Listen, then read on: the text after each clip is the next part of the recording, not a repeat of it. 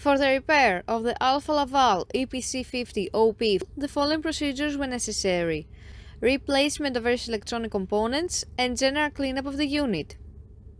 For testing, we add a 24-volt DC power supply. As soon as we turn it on, the unit reacts and the screen lights up.